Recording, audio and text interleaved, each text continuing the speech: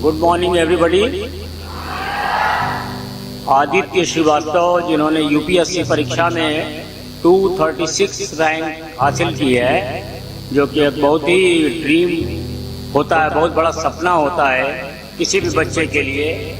UPSC crack करना, UPPSC crack करना, किसी कंपटीशन में जाना, जो पढ़ाई लिखाई का मुकाम होता है वो यही होता है। तो हम हमारे बीच में आदित्य श्रीवास्तव आए हुए हैं। उनका, उनके पिताजी का, उनकी माताजी का और उनकी सिस्टर भी साथ है, यानी वो पूरा परिवार है जिसने मिल करके एक यूपीएससी रैंकर को तैयार किया है। माता पिता और बहन की भूमिका हर बच्चे के जीवन में बड़ी महत्वपूर्ण होती है। कोई बच्चा अपने आप नहीं बनता है। सोशियोलॉजी में एक कॉन्सेप्ट है कि किसी को बनाने वाली कुछ एजेंसीज होती हैं। ऐसे ही घर में भी एक बच्चे को मेंटली रीच करने के लिए बहुत सारी एजेंसीज होती हैं। एक एजेंसी होती है जो उसको टाइम से खाना देती है, एक एजेंसी होती है जो टाइम से उसको नाश्ता देती है, बैग देती है, ड्रेस देती है, वो सारे इक्विपमेंट देती हैं जिससे कि बच्चा तैयार होता है। तो बच्चे की जो एजेंसीज होती हैं मेन, वो होती हैं स्कूल, फैमिली, प्लेग्राउंड।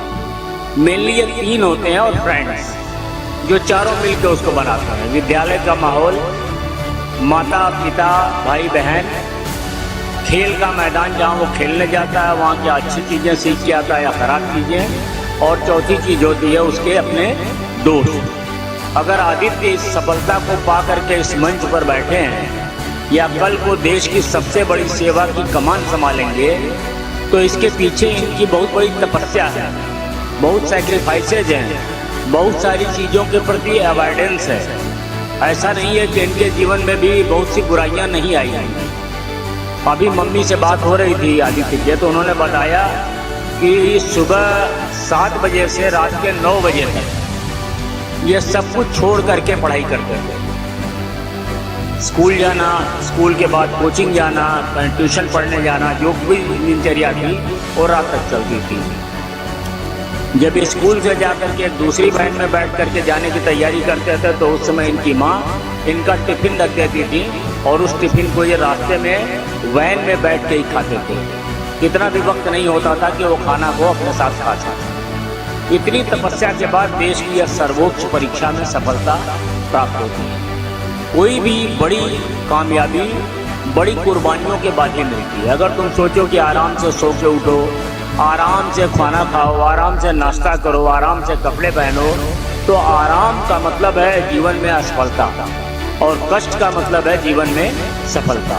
आदित्य के अनुभव, आदित्य की तपस्या, उनकी संघर्ष गाथा को सुनने का समय है। हमारा सौभाग्य है कि ये अद्भुत प्रतिभाशाली सफल व्यक्तित्व आदित्य हमारे बीच आए हैं। उनको गढ़ने और रचने वाले उनके माता पिता आए हैं, और उनके दुख सुख में हमेशा लड़ने वाली और साथ देने वाली उनकी बहन साथ आई है। उनको सुनेंगे। With a big round of applause, let's call Aditya.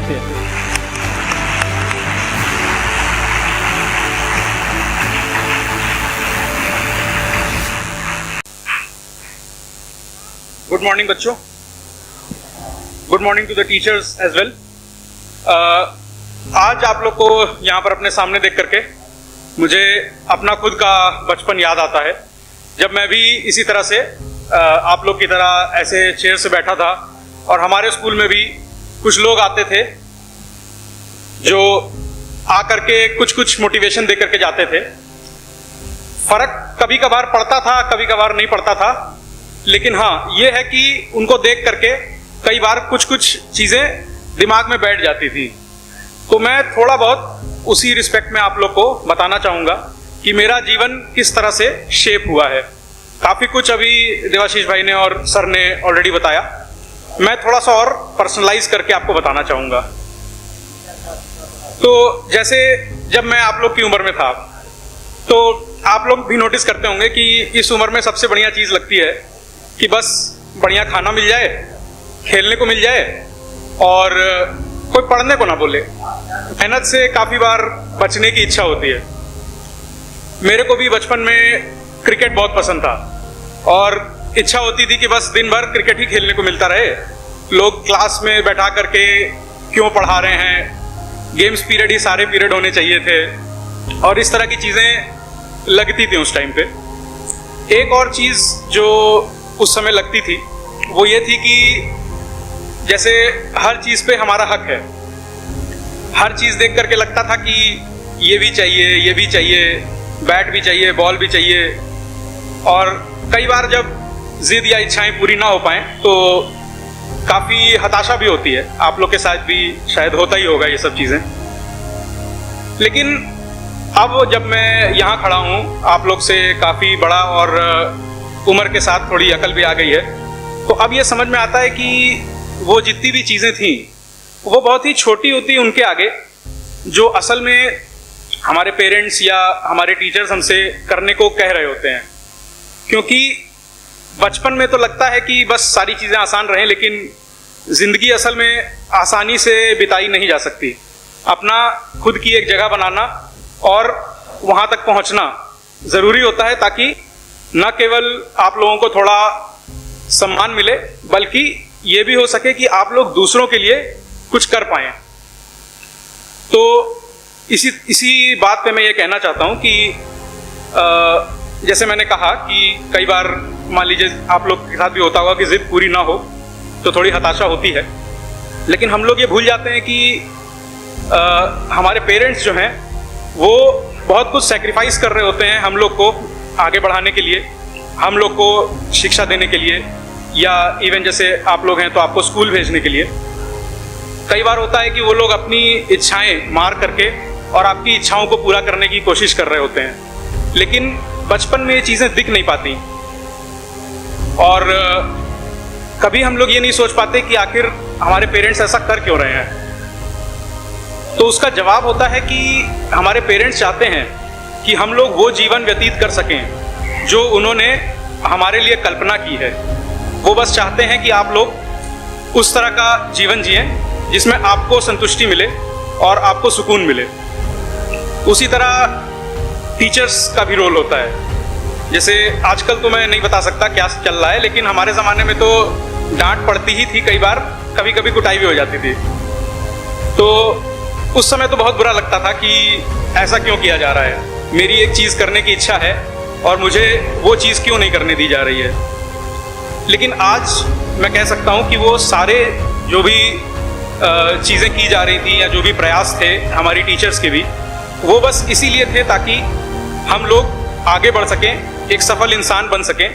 और वो उन लोग का दायित्व था कि हमें हमारी गलतियां बता सकें और उन गलतियों को सुधारने का रास्ता भी बता सकें। क्योंकि एक ही गलती अगर बार बार करते रहेंगे तो उससे कहीं पर भी प्रोग्रेस नहीं होती है। प्रोग्रेस के लिए ज़रूरी है कि आप लोग आपकी गलतियां पहचानें और उनको दूर करें। इसमें टीचर्स का बहुत इंपॉर्टेंट रोल होता है। लेकिन पेरेंट्स हो चाहे टीचर्स हो, वो सब लोग एक हद तक ही आपको आगे ले जा सकते हैं। वो लोग आपका मार्गदर्शन कर सकते हैं, आपकी गलतियां बता सकते हैं, उन गलतियों को सुधारने का रास्ता भी बता सकते हैं।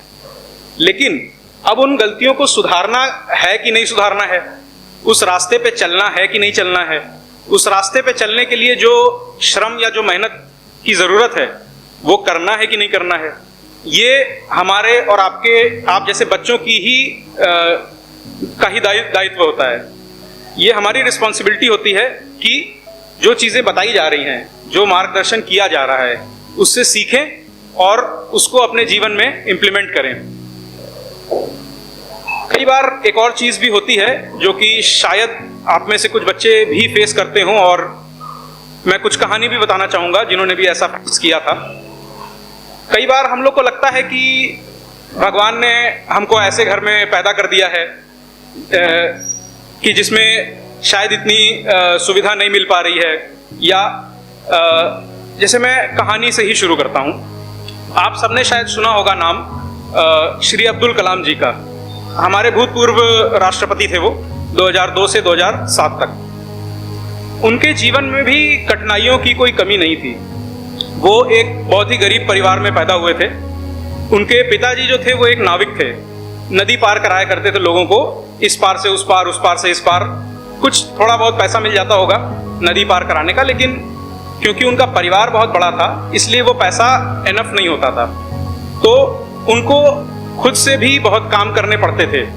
जैसे कि मैं बताऊं, जब वो छोटे थे, इवन स्कूल जाने वाली उम्र में उनको इतनी मेहनत करनी पड़ती थी कि वो जाते थे और सुबह सुबह घरों में अखबार बांटा करते थे ताकि कुछ कमाई हो सके और उस कमाई से वो अपने घर वालों को भी सपोर्ट कर सकें और अपना भी खुद का थोड़ा जो खर्चा है पढ़ाई से रिलेटेड, क्योंकि उनको पढ़ने का शौक था, तो वो चीजें पूरी कर सकें। अब सवाल ये उठा था जब उनसे एक बार इंटरव्यू में पूछा गया कि आपने अखबार बांटने का काम ही क्यों चुना? काम तो बहुत तरह के किए जा सकते हैं, पैसे तो बहुत तरह के कामों में मिलता है, फिर अखबार बांटना ही क्यों? तो उन्होंने ये बताया था कि अखबार बांटने का काम इसलिए चुना क्योंकि उनका मानना था कि हमारे जीवन में जितने भी प्रकार के अंधकार हैं, चाहे वो किसी भी प्रकार की कमी हो, पैसे से रिलेटेड या ज्ञान से रिलेटेड, वो सारी चीजें दूर की जा सकती हैं ज्ञान अर्जित करके ही। और अखबार से बड़ा ज्ञान का स्रोत उनके अनुसार कोई था नहीं, तो वो अखबार बांटते थे और बांटते बांटते में ही पूरा अखबार पढ़ डालते थे। उनके दिमाग में वो चीजें साल दर साल इकट्ठा होती गईं और उसने ना केवल उनके नॉलेज बेस को सुधारा बल्कि उनकी पर्सनैलिटी को भी उभारा। तो इस तरह से एक अखबार बांटते हुए भी पढ़ना उनके डेडिकेशन और उनकी मेहनत को भी दिखाता है कि ना केवल वो अपनी परिस्थितियों से जूझ रहे हैं, बल्कि जैसा हमारे प्रधानमंत्री साहब भी कहते हैं कि आपदा को अवसर में बदलते हुए वो उस परिस्थिति का भी लाभ उठा करके वहां से भी ज्ञान अर्जित करने की कोशिश कर रहे हैं। इसी तरह से उनके मेहनत की एक और गाथा है कि जब वो शायद 8 साल के थे तब उनको गणित यानी कि मैथमेटिक्स पढ़ने का बड़ा शौक था, लेकिन उनके घर वालों के पास भी और उनके खुद के पास भी इतना पैसा नहीं था कि वो टीचर अफोर्ड कर सके मैथमेटिक्स पढ़ने के लिए। तब उनको पता चला था कि उनके गांव से कई किलोमीटर दूर एक गणित के टीचर हैं जो काफी ज्ञानी भी हैं और जो उनकी मदद करने को तैयार भी हैं। लेकिन उन टीचर का दिक्कत ये था कि दिन भर उनको पढ़ाना होता था अपने स्टूडेंट्स को और उनके पास टाइम इतना नहीं था कि वो कलाम साहब को दे पाएं। तो बहुत बात करके ये बात उठी कि चलिए सुबह 4 से 5 मैं 1 घंटे आपको दे दूंगा और आप उस समय आकर के मेरे से मुफ्त में पढ़ सकते हैं। अब आप लोग भी जानते हैं सुबह 4 बजे पढ़ने जाने का मतलब है कि नहा धोआ करके जाना है और कई किलोमीटर दूर जाना है। उस समय उनके पास साइकिल वाइकिल भी नहीं थी, पैदल ही जाना है। तो अब आप शायद समझ पा रहे होंगे उस इंसान का श्रम कि उन्होंने उस परिस्थिति में भी रात को 3 बजे वो घर से निकलते थे अपने, ताकि वो 4 बजे टाइम पे उस जगह पहुंच सकें जहां पर उनको उनके टीचर ने पढ़ाने का वादा किया था। यहां से आप देख सकते हैं कि एक इंसान जिसके पास कुछ भी नहीं था, भगवान ने उनको किस्मत के नाम पे बस ये दिया था कि हाँ आपको पैदा कर दिया है, अब आपको अपना रास्ता खुद बनाना है। उस इंसान ने उन विषम परिस्थितियों से उठ करके और वो मुकाम हासिल किया कि ना केवल वो भारत के सर्वश्रेष्ठ साइंटिस्ट में से एक जाने जाते हैं, बल्कि भारत के सर्वोच्च पद पे भी रह चुके हैं। अब यहां से दिक्कत ये आती है कि मेहनत तो एक चीज थी जो कलाम साहब ने हमको सिखा दी, लेकिन जैसा मैं खुद भी अपना नोटिस किया था बचपन में, आपकी उम्र में, कि मेहनत करने में दिक्कत ये आती है, शुरू में तो कोई बहुत एंथुजियाज्म या बहुत मोटिवेट कर देता है। 4 दिन तक बढ़िया पढ़ाई चलती है, दिन में 10 घंटा पढ़ रहे हैं, 12 घंटा पढ़ रहे हैं, बहुत सारा कोर्स भी खत्म कर लिया। फिर 5वें दिन लगता है कि अब बहुत मेहनत हो गई, थोड़ा आराम किया जाए, इतना कुछ तो पढ़ ही लिया है, इससे ज्यादा क्या ही पढ़ सकता है एक इंसान। लेकिन मेहनत वो चीज है जो निरंतरता भी डिमांड करती है।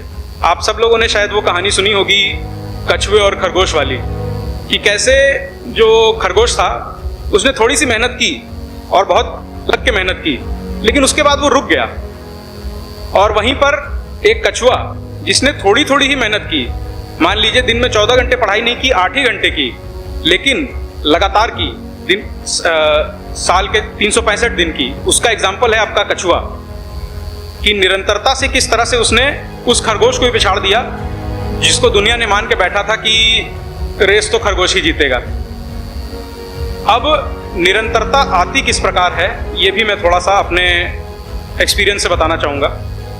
तो एक लाइन थी जो मेरे पापा ने मुझसे कही थी बहुत पहले ही कि, और जैसा अभी सर ने भी कहा कि आज की जो तुम्हारी मेहनत है वो तुमको जीवन भर का सुख दे सकती है, और सिर्फ तुमको नहीं, तुम्हारे आसपास की सारी जनता से काफ़ी लोग सिर्फ अपनी फैमिली समझेंगे, लेकिन फैमिली के बाहर भी हमारी बहुत बड़ी दुनिया है। उन लोगों को भी सुख प्रदान करने का और उनकी कष्टों का निवारण करने का काम कर सकती है आपकी खुद की मेहनत। और वहीं अगर आप आज आराम का सोचेंगे, जैसा सर भी कह रहे थे कि मान लीजिए आराम से 9 बजे सो के उठ रहे हैं कि संडे है, कोई बात नहीं, आज स्कूल नहीं है, थोड़ा सो ही लेते हैं, थोड़ा खेल ही लेते हैं, लेकिन उसमें आप अपने महत्वपूर्ण समय को वेस्ट कर रहे होते हैं कि जो समय में कोई दूसरा बच्चा, जैसे सर ने कॉम्पिटिटिव एग्जाम्स की बात की, तो आजकल जनसंख्या इतनी ज़्यादा है कि कंपटीशन से पार पा पाना बहुत मुश्किल है। अगर आप कुछ एक्स्ट्रा नहीं कर रहे हैं जो कि आम जनता कर रही हो उससे, तब तक आप कॉम्पिटिटिव एग्जाम्स में आगे नहीं बढ़ पाते। तो उस निरंतरता के लिए ये जो था मेरे पापा का स्टेटमेंट, उससे मेरे को काफ़ी प्रेरणा मिली थी और शायद आज आप लोगों को भी मिल पाए। इसके अलावा दूसरी बड़ी चीज़ होती है सपने। जैसे सर ने भी बात कही कि आपको ये सपना या अपना गोल या अपना एम क्लियर होना चाहिए कि आप ये सारी चीज़ें कर क्यों रहे हैं, हम आखिर यहाँ पर आकर के क्यों पढ़ रहे हैं, हमें ये जो जीवन में विषमताएं झेलनी पड़ रही हैं कि खेलने को नहीं मिल रहा है या फिर खाने को नहीं मिल पा रहा है, वो क्यों नहीं मिल पा रहा है और कैसे उन चीज़ों का निवारण किया जा सकता है, ये सारे आपके सपने आपको दिखाते हैं। और सपने से कई बार जैसे हम लोग भी समझते हैं कि भाई रात को सो लिया, सपना देख लिया, हो गया, लेकिन किसी ने कहा था कि सपने वो नहीं जो आप नींद में देखते हैं, सपने वो हैं जो आपको नींद आने नहीं देते हैं। तो यहाँ पर मैं बताना चाहूँगा कि मेरा जो अभी तक का सफ़र रहा है और जो मैं यहाँ आज आपके सामने खड़ा हूँ, उसके पीछे एक बहुत बड़ा रीज़न है जो बचपन से मेरे को मेरे पापा ने सपना दिखाया था, सिविल सर्विसेज में जाने का, IAS IPS बनने का।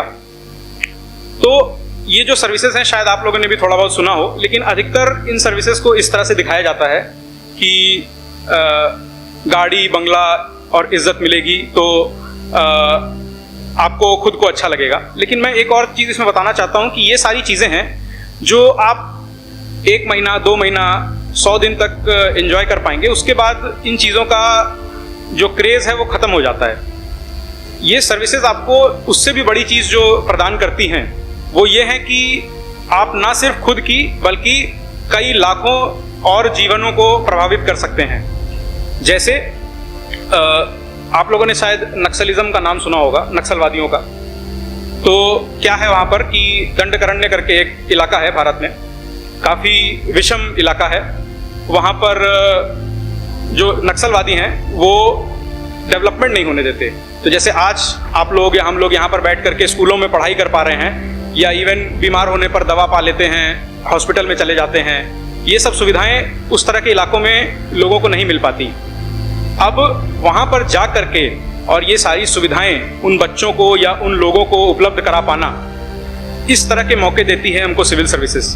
जैसे एक IAS थे सौरभ कुमार, उन्होंने वहाँ पर काफ़ी काम किया, खुद जा करके उन बच्चों को वहाँ की गरीबी से बाहर निकाला, उनको पढ़ाया और सारी सुविधाएं दी, और उनमें से कई लोगों को इवन सिविल सर्विसेज तक भी पहुँचाया।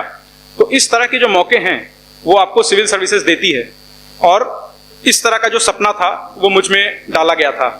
तो मैं ये कहूँगा कि आप लोग भी खुद से अपना एक सपना बनाइए और फिर उस सपने को हासिल करने के लिए जुट जाइए, क्योंकि जो सपना है वही आपको एनर्जी देगा कि आप मेहनत भी करें और निरंतरता से मेहनत करें।